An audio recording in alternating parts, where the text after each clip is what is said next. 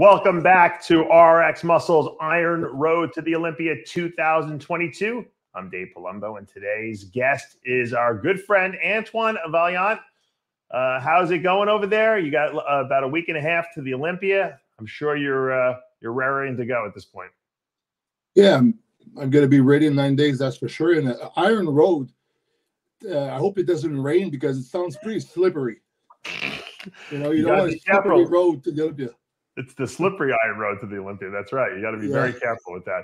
Now, you know, I got to be honest with you. You know, you've really looked better than you ever looked this year. You really kind of hit it. And I'm assuming you probably have made improvements from the last time that you've been on stage.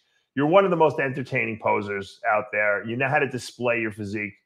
Probably, you know, if not the best, but one of the best in the sport. Do you feel like a little slighted in the sense that people are not really talking about you as a top 10 guy? I think so. I know that they're not talking about me because there's some bigger names out there who've been there for a long time in the top of the pro ranks, winning shows.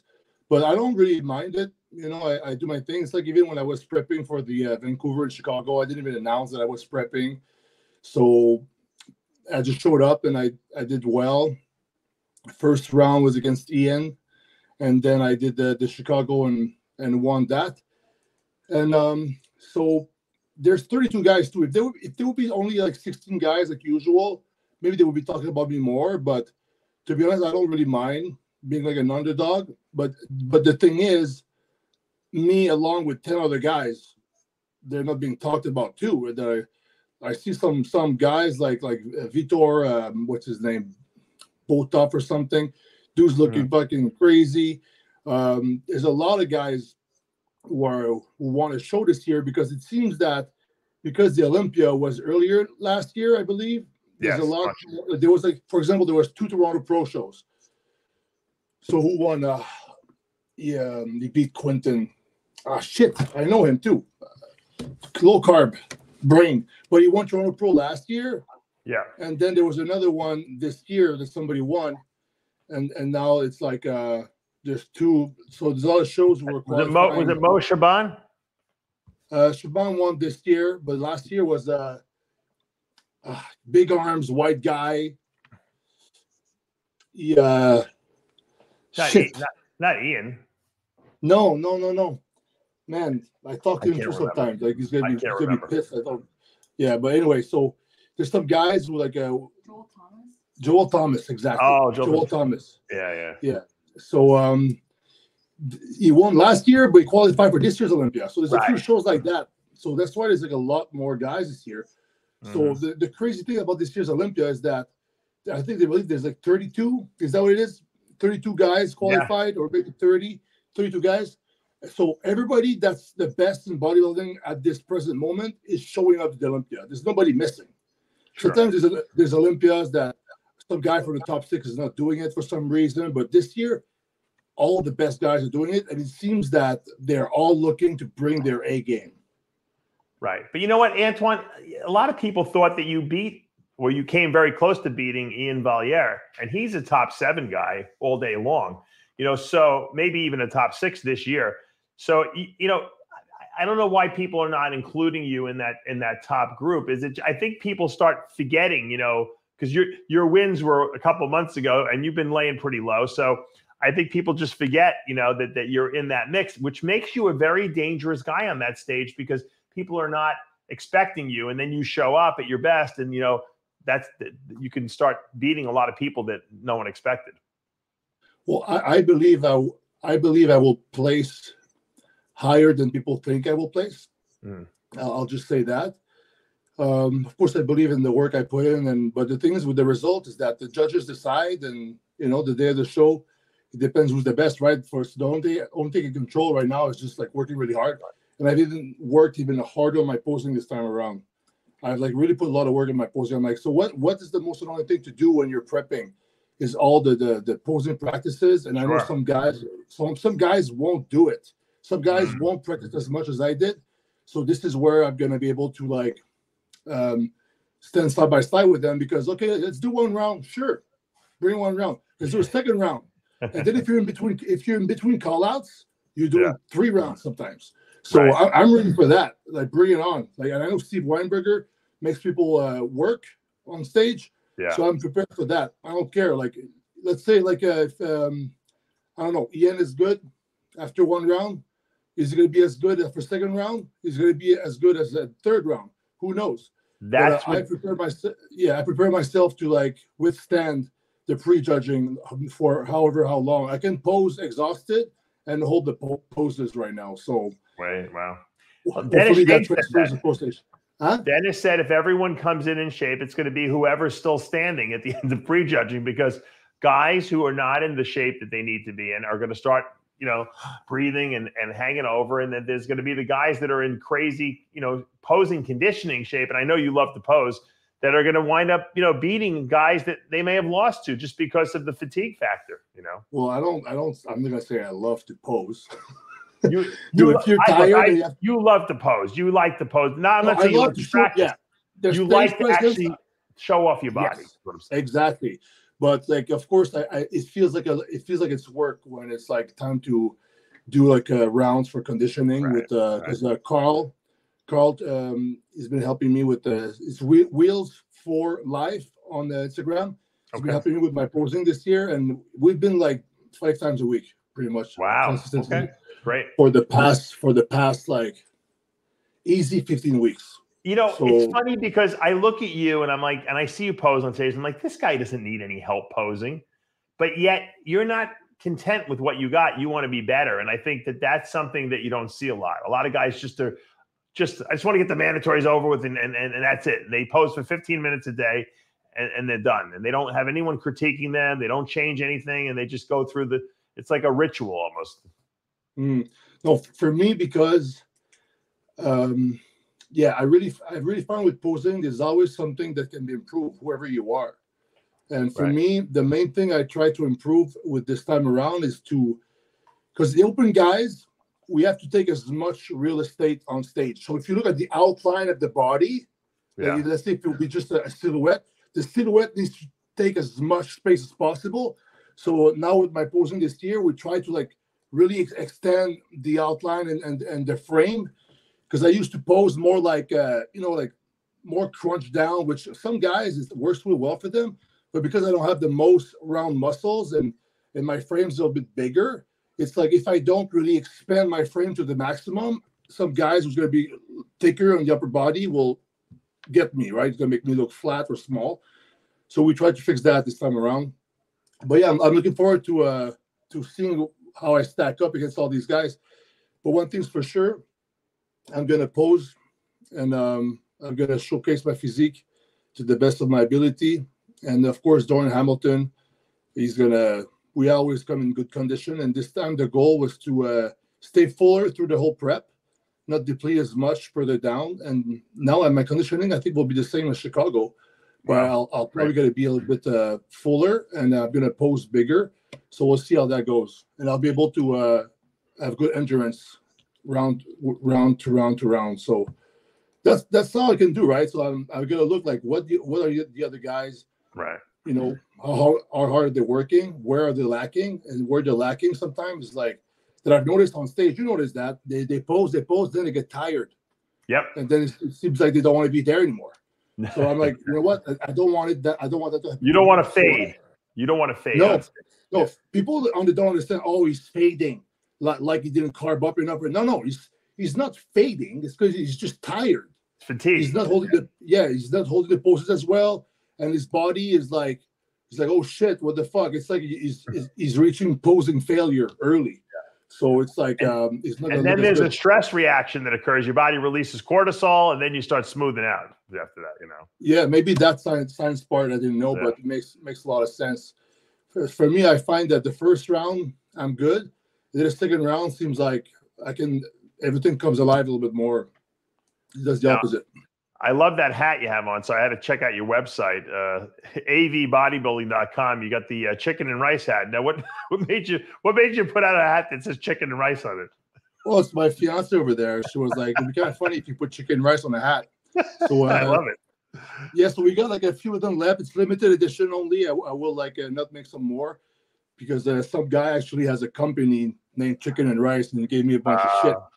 Did he really? Oh my god! Yeah, yeah, I didn't know because he's like, oh, people think I stole his idea. I'm like, because the thing is, he trademarked Chicken and Rice. I didn't know that. I didn't know you could do that. Yeah, I didn't know either. I was like, well, he applied for it. I don't know if it's going to be accepted. So what did he? What is he? What's the business? Is it a food prep business? No, it's Chicken and Rice clothing. Oh my god. Who would have known? Yeah, whatever. All the names in a million years, I never would have seen. I never would have guessed someone had that Chicken and Rice as a name for a clothing company. I didn't know either. Like, he's a young kid, right? He looks like a TikTok guy. You're getting sued by like a 12-year-old kid, who has a Chicken and Rice company. Which is fine. You know what? I'm not going to be a jerk and keep on doing it, but these hats are fucking great. Chicken and Rice, and I'm going to come up with another hat with another little thing, word on it after that. So so we revamped. The pump. The pump is the cure. Oh, the pump will always be the cure. Yeah. You know, you're having a bad day, you're feeling like shit. You know, you go to the gym, you have a sick pump, you feel better afterwards. Absolutely. Simple as that. Absolutely, I love it. Yeah. What does this one say? Hold on, let's look at this one. More cardio equals more snacks. That's good. That's good. I like that. That's why we do cardio, really, right? In the off season, that's why I do it. You eat more, right? Yeah, sure. Yeah. More snacks. What's your favorite snack? What do you like to snack on? Ooh. What's my favorite snack? You like bags of chips? I like bags of chips, it seems. Like it's the whole bag? You eat the whole bag? Well, of course. I mean, I'm talking. You eat a snack bag, or do you eat like a big Dorito? No. I can eat a whole bag. What I like to do when it's time to have a real cheat meal, like not when I'm prepping that close to the show, because everything is like controlled right now. Even if I cheat, I want to like watch a nice movie with Taylor over here, and then I want to have like things to like snack on, like a bag of chips, and maybe you can have a little bit of chocolate there. All the different like little like flavors. You know, I like to just like watch a good movie and eat something that's like. Who doesn't love that? We all love that. You know what? This is what I want you to do. When you're done prepping and you're sitting in front of the TV and you're eating a bag of Lay's potato chips, when the bag is complete, about 20 minutes after that, I want you to go and test your blood sugar. I want to know what it goes up to, just out of curiosity. Oh, the blood sugar. I don't know. I wonder what it is right now. I want to see if you can get it over 200 with a bag of chips. I wonder if that'll do it. Yeah. Well, in Canada, it's actually a different system. Yeah, well, it would go like probably up to 8, 7.5 or something like that. Oh, for sure, it would go up there. I'm just curious how what it is right now. I didn't think it. Oh, I'm out of. Do you check your blood sugar regularly? I would check in the morning more when I was eating it, because the first part of prep, I was eating 5,700 calories per day. Okay. And it was almost like I didn't feel like I was dieting because my weight was kind of staying the same, coming up a little bit. Well, you were so lean already, from Chicago. Yeah, I did gain a little bit of weight, but maybe it was water, and I always gained fat in my lower back and butt very easily. But I was checking my blood sugar in the morning back then because of all the carbs I was eating, right? Sure. But now when I'm dieting like that and I'm hungry all the time, every time I've checked, it was like in a normal lower range. Yeah. And so it's good. But I do check that. I even check my temperature sometimes right now. Smart. I'm obsessed with checking my blood sugar. I test it all day. I'm just, what it is? I'm trying to see trends, and I've noticed that with guys who are off season, a lot of guys run high blood sugars in the morning. Just the fasting, not 2-hour post meal. I'm talking about just the fasting sugars are high, and probably it's been that way for you. I'm sure I was probably high when I was competing, especially if you're taking growth hormone. When you're eating massive amounts of food, and that's why a lot of guys, I have used long-acting insulin to help them out, but no one would know that unless you test your blood sugar in the morning. It's always good to know those numbers, Yeah, it's like people sometimes they do bodybuilding blindly. Yep. It's like they're not gonna even like look at what's going on inside. Sure. Have you had your DNA tested at all? Sorry? Did you ever get your DNA tested where you can actually scrape your cheek and they send it out and they tell you everything about all your genes and stuff? Oh, no. You should do that. It's super fascinating. The company that I actually work with through my website, I sell a little test kit, is actually a Canadian company. And you swab your cheek, you put it in the test tube, you nail it to them, and then they run your DNA, and then they send you back like a million different genes and variables, and they'll tell you like you're not good at digesting this or you're not good at digesting that, and where you have the gene mutations. It's amazing. It's hormonal detoxification. It's fascinating to learn all this information about yourself that you probably already knew because you figured out by trial and error. But if you had known it prior to getting into bodybuilding, you could have taken the right nutritional supplements. You could have eaten the right foods right from the get-go and probably gotten better results. So I tell everyone now, test your DNA now. That's great. So you sell kits on your website? Yeah, it's a kit. The kit is basically just a swab, and then you send it out back to the company with the self-addressed stamped envelope, and then they will send you back the DNA results once they run your DNA. It's super easy to do. It takes 2 seconds, basically, you know. Yeah, but the question is, what else are they doing with your DNA?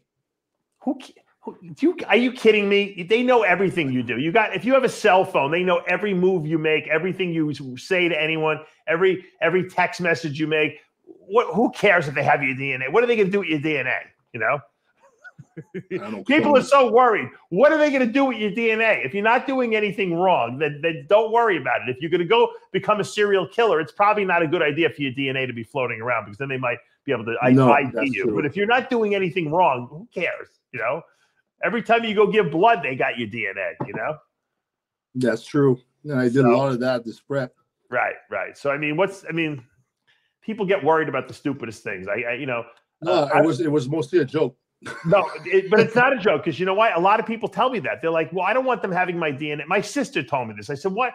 I said, who do you don't do anything. You work for a department store selling, whatever she does, laser hair removal. I don't know.